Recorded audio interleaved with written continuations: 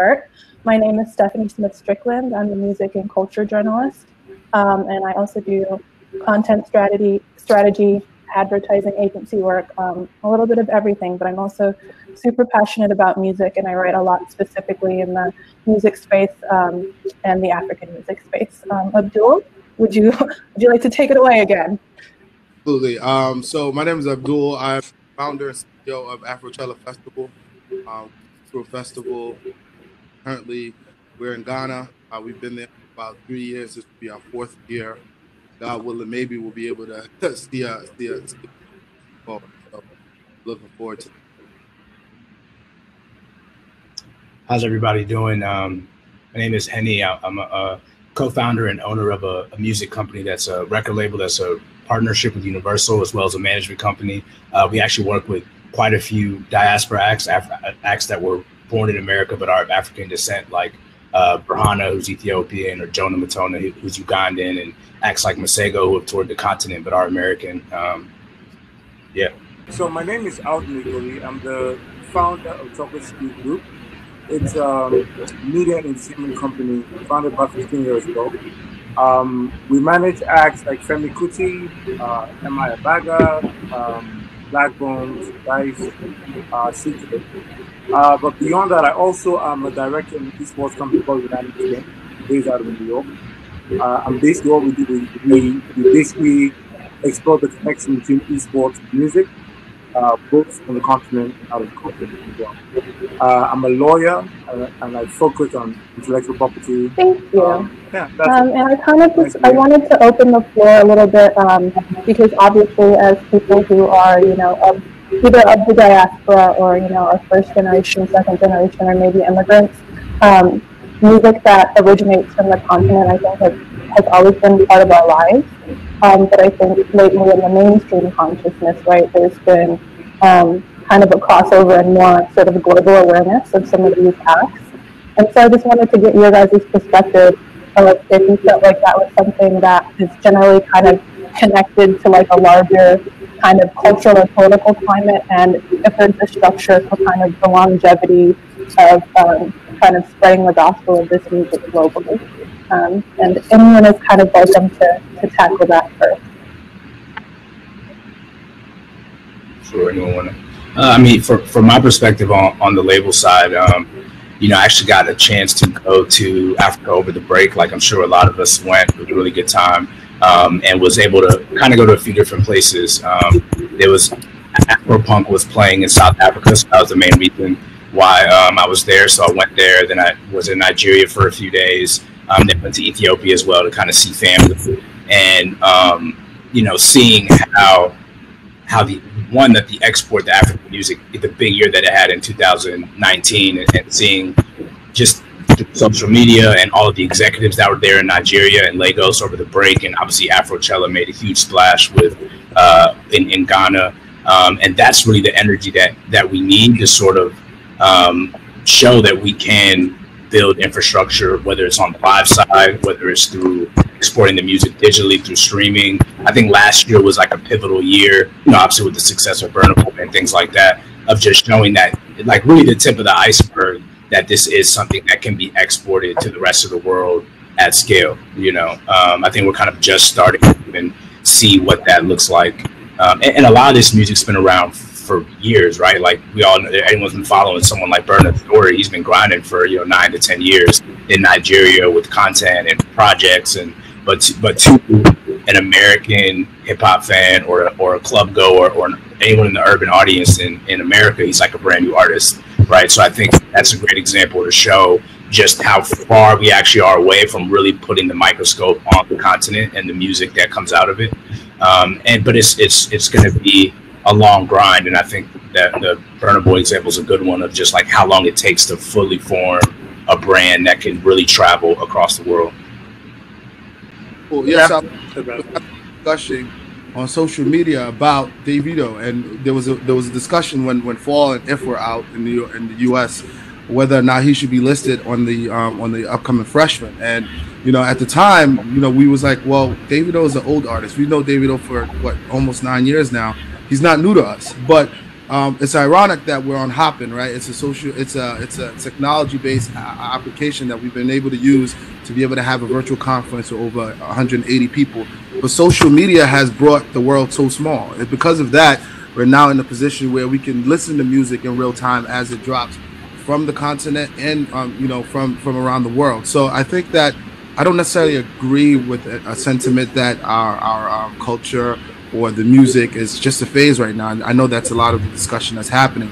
I just think that people just haven't discovered it yet, right? And Afrochella is proof to that, because we've been able to get people to fly out in droves to Ghana just to be able to support our festival and all the things around it, whether it's the food, the art, and the stuff that make up our culture. And I think that once we start to kind of package our music and our culture in a way where people can receive it around the world, or it's easier for them to receive or look for the content that they're interested in, I think that we will see that there may be even more gains that we're not aware of that may exist for our artists and for the continent, things of that nature.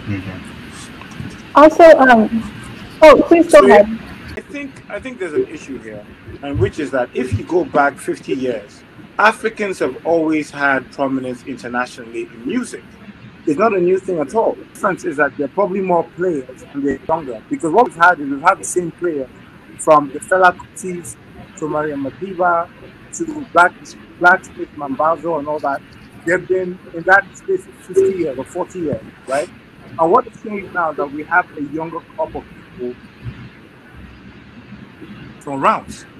That's the only real difference, right?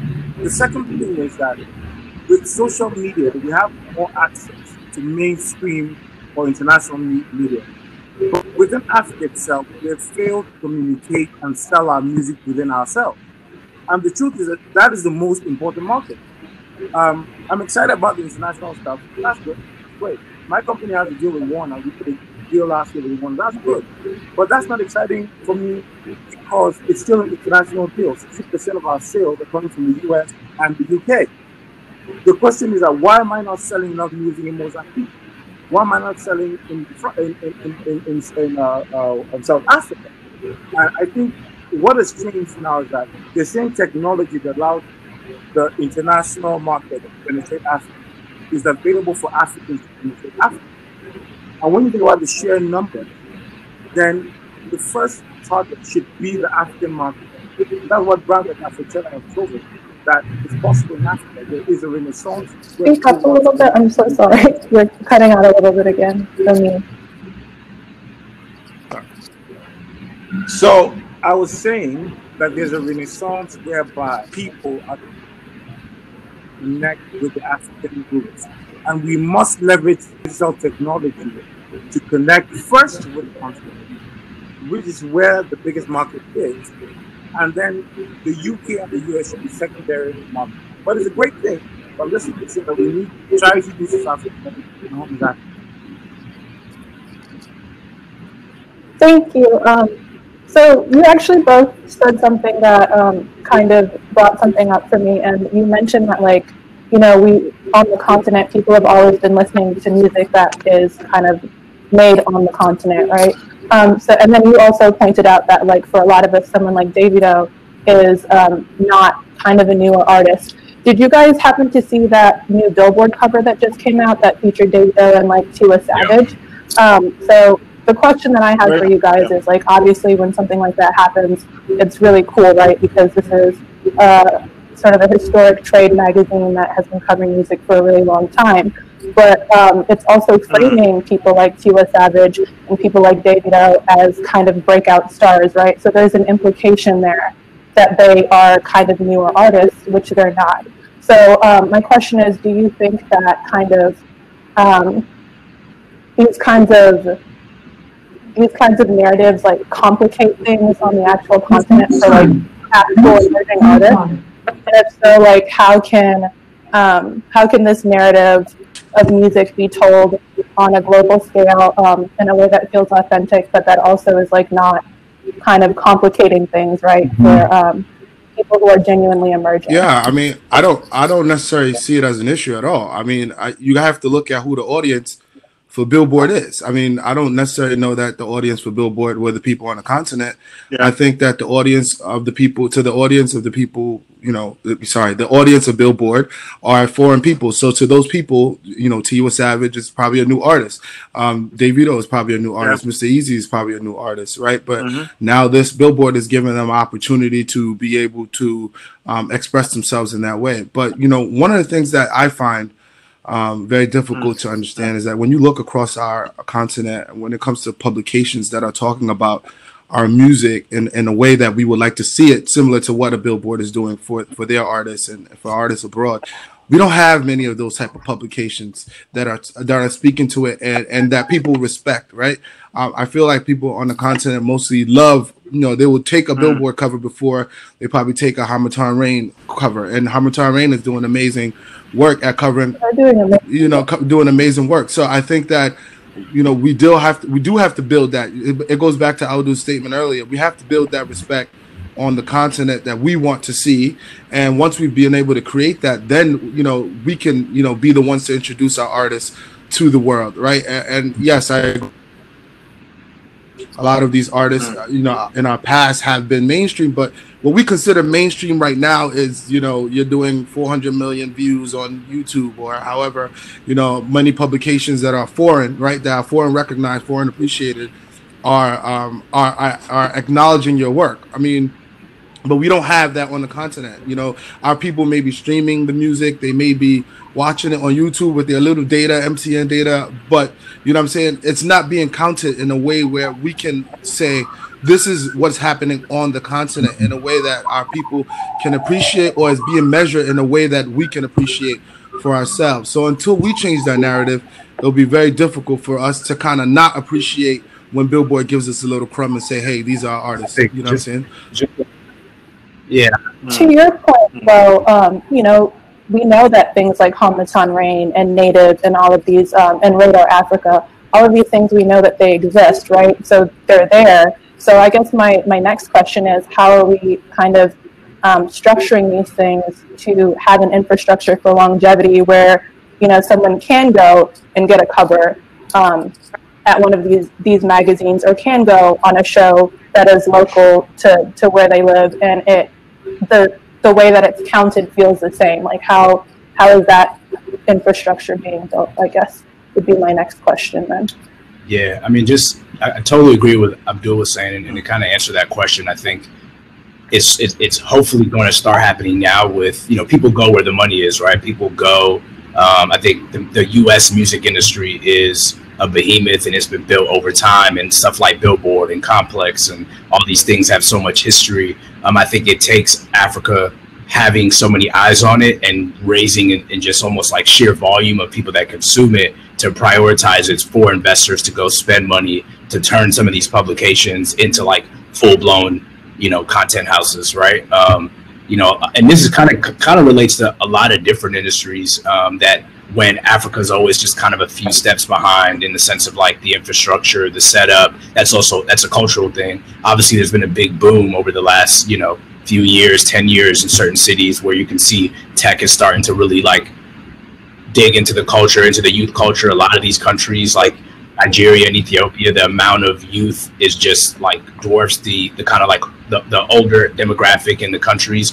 And it's really going to take educating all these different music lovers like this actually can be a full-blown industry, right? It's not just a passion or like a fun project. And it's all that stuff works in tandem to try to prop these press outlets up, these platforms, right? Because ultimately these are platforms that talk to a certain audience, that develop a certain perception for that artist. And I think a lot of those things in Africa just haven't been propped and built up. You know, it's like the same way that people say, oh, I want to go to America because that's where all the opportunity is. That's probably why someone in Africa can see Davido and Tiwa on a Billboard cover and look at that as a higher mark than on their own platforms in their own country, right? But I really think the last couple of years of, you know, what do you want to call it, the hype beast machine gravitating to Afrobeat and gravitating to African music, it's going to take people like us that like really care about the industry developing and becoming sustaining, and developing festival properties, developing press platforms, developing record labels. It's a long game. Like, it's going to take, you know, 10 years of consistency before any of the outlets in Africa are looked at on the same level as a Billboard. I don't know if that answers the question, but yeah. So, yeah, could I? Yeah, for some reason though, we can't see you. No, I think you turned off your video. I can see it. I can see it. I do. You can see him? Okay, I can't see him for some reason. Yeah, but I can hear you though. So please continue. Other people can see you. It's fine. Uh-oh. Okay, can you guys see me now? I can hear you. So. Uh-oh. Okay, all right, cool. There's going to be one of those, it's going to be a phone call, not a video call. But just picking up on what you guys said, it still goes back to the content. It still goes back to leveraging the opportunity that we have right now. One of which is the fact that the world is excited about African content genuinely now. Because you see a commercial value to what we're doing. Yeah.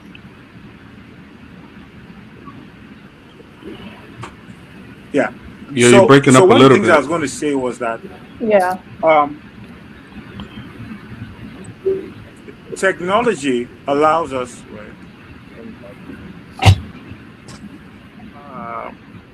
You're breaking up quite a bit for me. Yeah. Yes, we can hear. Hello. All right. Let me. Oh, is he off? Yeah. Sorry about that. Yeah. So. I think he. Yeah. I think so I agree with you, Henny. I mean, I can say I agree with you in the sense that, you know, these properties have to exist, but we also need buy-in from stakeholders. I think one of the things that we need buy-in from stakeholders. We need buy-in from the talent themselves, you know, into the culture itself, right? So one of the things that I really love about Nigeria is my understanding is that Nigeria actually invests in entertainment. I think that in Ghana, for instance, in 2019, they realized that they brought in over $2 billion in money just by entertainment, right? And I think that once African countries start to realize how empowering their creators on their continent can be helpful to to their economies, to being able to produce stuff on the continent itself, I think that buy-in will take our ability to kind of sell our music or sell whatever we're selling to the world. It will make it a lot easier for people like myself who are building these properties on their own back, right? You know, without government buy-in and things of that nature, it's pretty difficult to be able to kind of manifest that vision. It may just take a lot longer than 10 years, as you just mentioned. You know what I mean? And I think that's one of the things. Yeah, sorry, Audu, I was trying. Yeah, and please jump in.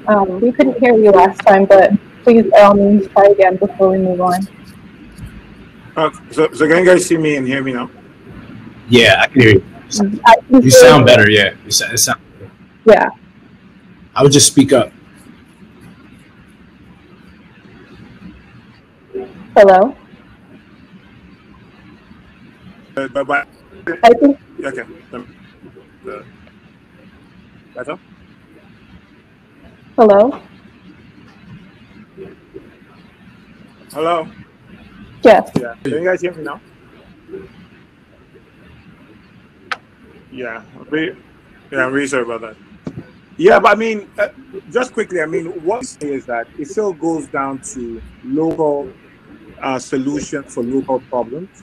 And when I say local, Pan-African problems, the biggest thing is that, like you said, the platforms are really very accessible right now through technology.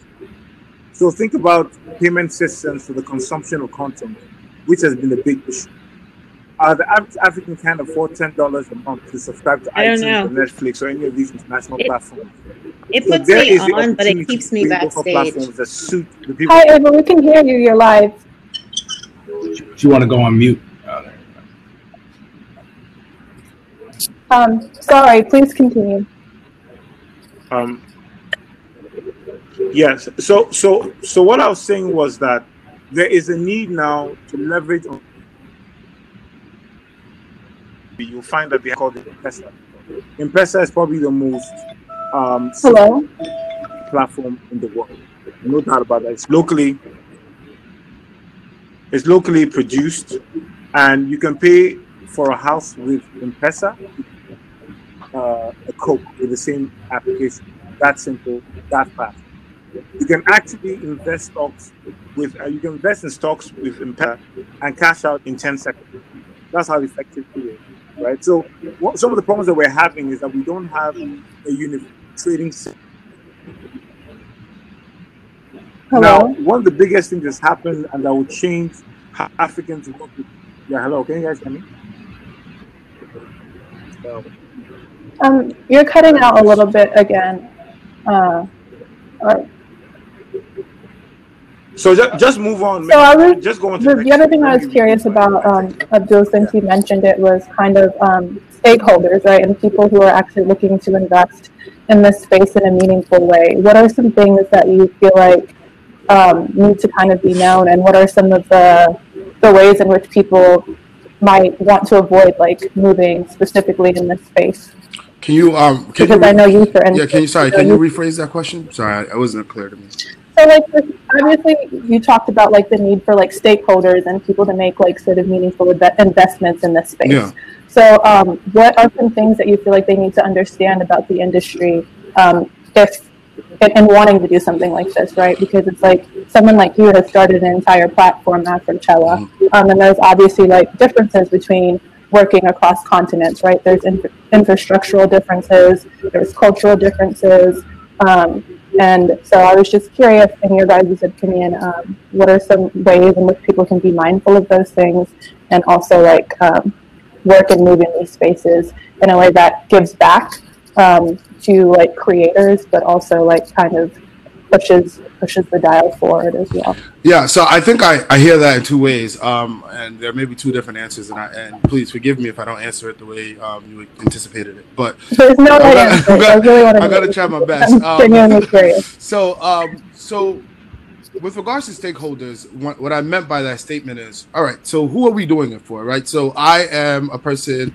who wanted to see something that didn't exist, and I got my team together and we were able to create this festival around culture, because I just didn't think, yeah, people love music, but people love jollof just as much, right? People love wearing a dashiki just as much. People love African art, right? So I feel that all of these things work hand in hand to create the culture that we love so much, and we need to have a conversation around it. That was the concept that we decided to create. Now, when I talk about the stakeholders, I really need buy-in from an artist in order for them to be able to understand the vision of us trying to get them to activate in a space so people can enjoy their music, enjoy their art, right? Enjoy their fashion. Because without their buy-in, then it's very difficult. I think it works hand in hand with regards to these publications or just understanding the business of music in Africa, right? So we have artists that don't understand how their royalties work. We have artists that don't understand how to bundle, how to package their music, how to, also, just sorry to cut you off. To be clear, though, that's a universal problem, right? Like a lot of just artists in general, a lot of. I'm talking about this in this context of Africa. I'm sure. Yeah. I'm sure it's a larger problem across the board, but it's funny. Mr. Easy was telling this joke that there's somebody probably sitting in a dorm room collecting royalties of some of our amazing artists from the past, and I think that is definitely the case in most cases, right? I mean, when I used to look for old school Ghanaian music, it was definitely not under the artist's name. It was somebody else's name I was streaming the music under, and I think that without us being able to have an overhaul of what the business looks like and teaching the artists, and for there to be some sort of school of thought that exists for these artists to be able to understand the importance of fan engagement, for the importance of packaging their music in a way that it can perceive, I think that it's very difficult for us to get to that point, or even supporting our own publications for that matter, to be able to promote them in the way that makes sense to them. I think only Africans can really tell the African story in a way that it should be. And that's why I appreciated, Burna Boy's cover in I think it was Billboard, right? Because it was shot by an African, right? It was shot by Prince Jassi. It was written by a Nigerian. And I think that once we start telling our own stories in a way that we want to receive them, I think people will appreciate it a lot more. And I just think that we haven't gotten there because the buy-in across the board from all the parties that need to be bought into, like, you know, the artists, the government, it's not there yet. And that's causing a lot of bottlenecks for us to be able to kind of explode in the way that we would like to. Yeah, just something to kind of add to that a little bit.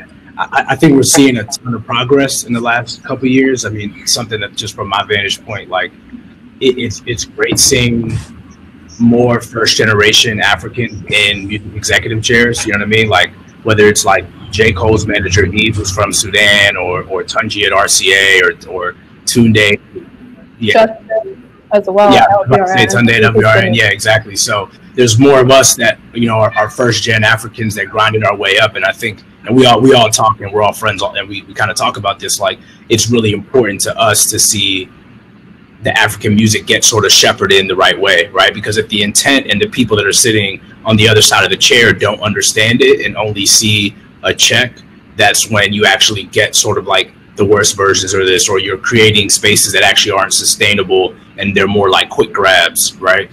So I think the stakeholders need to be people that have a real invested interest, as well as trying to generate, you know, money and develop a great business. But you have to have a deeper invested interest as a stakeholder, and then the education process, like, you know, to get.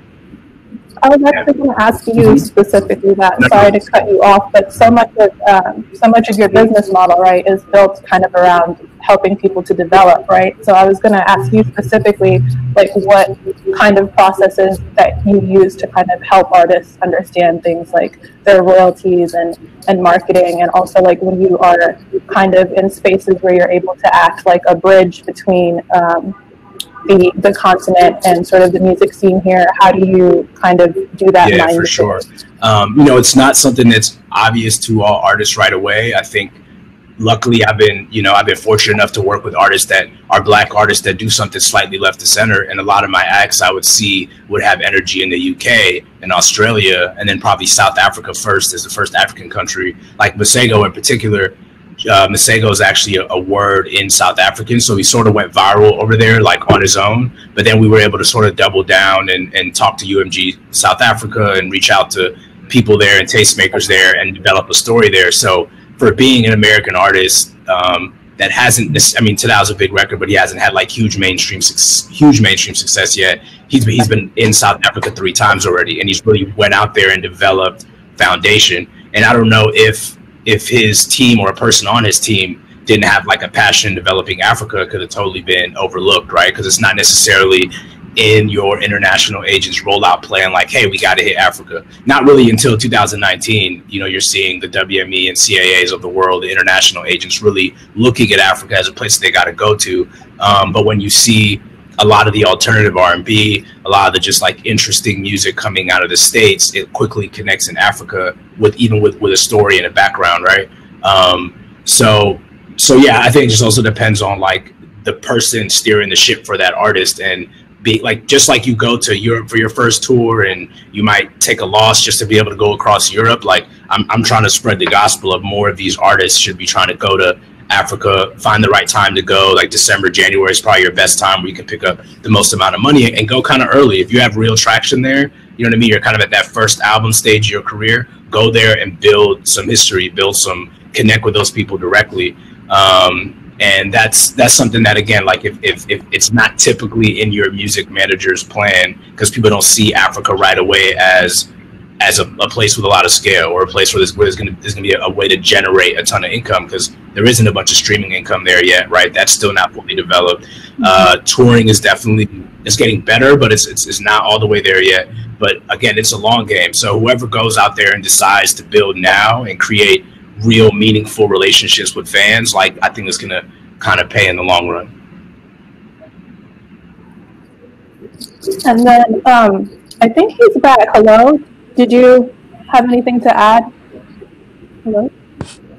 Okay, cool. And then specifically for you, Abdul, like speaking of wanting to build and developing something like Afrochella, what were some of the kind of biggest infrastructural issues that you ran into? Because like festivals, no matter where you are, that is a huge undertaking. So many things can go wrong, like just trying to plan a festival, and yours had so many kind of experiential elements as well that I can't imagine it was easy. So can you just talk to us a little bit about that? And then also festivals in general, specifically in West Africa, like Nigeria and Ghana.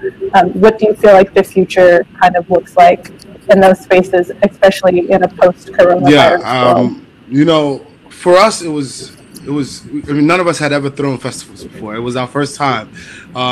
You know, it started off as a different idea, and then it turned into Afrochella. And for us, it was just kind of understanding, you know, if I was going to do a special event in the U.S., I would know I would go to, you know, a certain website on the government's page, and I'll be able to figure out exactly which permits I need. That was some of the things that didn't exist for us in Ghana. So we had to kind of learn as we went, and we made a lot of mistakes. And those mistakes, I personally think, kind of made us better at being able to do it. But it's still a work in progress for us to be able to kind of understand all of the different loopholes that we have to kind of navigate in order to be able to kind of put through this festival. And also it's just kind of getting people to understand why we needed to exist, right? And I think that, you know, it took a lot of buy-in, a lot of work, and a lot of marketing for us to be able to kind of like bridge those gaps. And as a new company, without any, and the way we wanted to build our company was very different from what existed. So in Ghana, there were several different festivals that exist, like Chalewote Festival. There were different concerts. Yeah, there were different concerts that existed.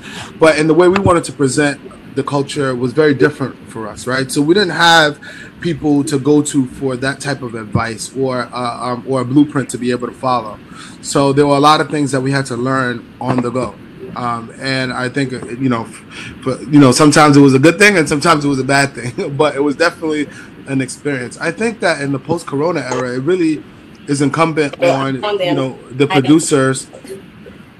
It's really incumbent on the producers to be able to kind of be respectful and understanding and well learned about the different guidelines that are coming out of the different, you know, governmental organizations, whether it's the local, you know, I guess health departments or WHO. You know, I think what we have been doing as a festival is just kind of making sure that we're adhering to the guidelines, right? I feel uncomfortable with sending out any type of promo to my audience about Afrochella 2020 at this point, because I want to make sure that my audience are safe and that they can go back to, you know, their families the same way they came to Ghana, and that Ghana is also ready to be able to receive all of these people. Last year, we had 16,500 people, you know, in our space, and about 46% of them were from abroad. So if we have all of these people coming into the country, I want to make sure that the country is safe, because we're going to leave the country after a little while, but also that the people that are traveling are also safe. And those are the most important things for us. So we're exploring other options of being able to engage our audience that may take on a different look than what people are used to, right? Maybe something virtually, you know, maybe something that we can engage with people in smaller doses if they are able to travel to Ghana, because we are getting those requests from people that want to, you know, whether know when our tickets are going out, whether they can come to Ghana. These are information that we're still pending from the government. So we're kind of going by it on a rolling basis in order to be able to understand what's next for us. And then both of you are kind of impacted in a way too, because as we've already kind of discussed, things like streaming haven't quite been figured out, like specifically on the continent. And both of you, you know, having companies where you work directly with artists, or in some cases, you know, like actually are sort of releasing projects for them, this surely impacts you guys as well. So I'm curious about like what your strategy for each of your companies are, kind of in a post-corona world. Are things going to change? Are there new ways that you're talking to your artists about marketing themselves, because live music is such an important component? So yeah, sure. Please, both of you. Yeah, I mean, it's definitely been tough, I think, for at every level that an artist is at, whether it's, you know, mid-tier, you know, arena act. It's tough, especially for discovery acts. Like, you know, you put that first album out, especially when it's something that's cultural and different and not necessarily maybe driven by a hit. You got to tour it for it to really grow. That's one of the first things you do to really build sort of like a core fan base. So, you know, in the meantime, we've sort of been looking at, you know, let's not necessarily slow down on giving people music. Let's if you have releases in the can, you have things planned, let's just keep giving people music, maybe pushing out albums a bit. We did actually move back one album for an artist. Another one we're also pushing back a bit, but we're still releasing stuff. For one of our artists dropped sort of like a mixtape to kind of keep people warm, even though his whole album is finished. Because yeah, I think touring, and especially touring for cultural acts, you know, people that you anticipate to hear bodies of work from, touring is so important to how they're able to really grow. On the streams themselves, and you know, whether it's like publishing income and you know, there's decent amount of like live digital brand engagements and stuff. So we just been doubling down on that to keep our artists fed and doing well. But yeah, it's gonna be a big blow until we can really figure out what 2020 touring looks like. You know, as of now, the mandate or what everyone's essentially saying, there's going to be nothing, and the earliest is going to be April now. So you have to just sort of plan around it. Yeah, I mean, on my part, I think this is a time where you need to look at your local context, right, and get a sense of exactly what the needs are. So I think engaging with the fans is very, very important. What we're doing with our art, basically, we are putting out music art. I don't think we're going to be significantly positive, because it doesn't look like the world's going to continue. I mean, I don't think coronavirus will stop before this time next year. That's a fact. When you look at all the big shows, the big festivals, and the big awards, everything is kind of being shifted. So it might be a bit dangerous, because if the artists aren't making money from live tour, endorsements definitely won't be well priced as before, because endorsements are functioning, people moving around and billboards and things like that, and activations. That's not going to happen. So you basically have three, from my perspective. You have publishing, which is dependent on how people sell that you have art, how well promoted they are. The downside is that you can't do a lot outside. The upside is that you can spend less in digital marketing. And I guess the trick is, how do you make your voice in a very loud market? That's the biggest problem, because everyone's online now, literally. But they are paying attention. And because they are, then you have to think about really big ideas if you don't have big budgets, right? So what is the next thing to do? Obviously, platforms like TikTok are playing a big part in engaging and getting user-generated content. The other opportunity might be around, in Africa, especially streaming isn't the yet. That's the fact. 60 to 70% of the streams come from the US and the UK. And that is why, I'm just going back to the former point about creating local solutions for local problems. It's important that Africa develops its own distribution network, because I think the biggest problem we've had is distribution. When you think about even the festival route, is distribution, right? How do I get the ticket? How do I get to the venue?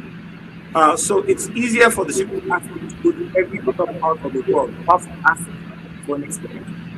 People go to the funniest places in the world. Mexico is not much better than Africa, but people go to it. There's infrastructure and there's sort of a network. So I know I can sell tickets, I know I can sell merchandise, I know I can sell music, and I know that there's more bandwidth, so people will want to do this more. So I think what we need to figure out is a local solution, work with local guys and double down on the tech company and see how the tech guys can actually begin to evolve local solutions. I'm actually working on a project right now with a bunch of guys to see how we can get this disruption distribution for Africa. Because once we can satisfy the local hunger or the content for content locally, you said 42% of the guys that came from Afrochella were international. I was there, right? 42%, so 60 or 58% were. Now, trust me, most of these guys came from either Ghana, parts of West Africa, and Nigeria. Ideally, you have a big amount from South Africa, from Egypt, from Zimbabwe, from all around the continent. So the last year, I also say that last year, 54, I think now we have about 14 African, like 5 African babies What that means is that another 2 or 3 years, we'll have all African passports, right? That means that I can travel within Africa without a visa. But next to that is also the need for us to also have interstate travel routes. You can literally drive from one country to another, straight line, or with mass transport, maybe railways, like other stuff. Once we can connect Africa to Africans within themselves, you'll see a huge growth in not just local consumption, but even international attraction. Because then, the people who are marketing the content, 1 billion people will leave the country. So we need to understand the power that we have, not just the content. We're a movement, it's our time. And the only way it's going to work is when all of us start talking like this. So think about this. If we were going to do Africa Day Summit last year, we'd have to fly all of you guys somewhere to meet. Hotel accommodation. Then talk about doing some kind of rehearsal. Now it took us 30 seconds with my poor internet for us to get onto the call. So we need to focus on using this platform to foster better collaboration, better integration, and faster solutions. Amen. Great. I hate to. We're at time, but it was so delightful talking to all of you. And I think we are moving on to the next panel. So I don't know, for those of us. Thank you so much for having us. Oh yes, thank you for having us. Thank you so much, guys. Thank you.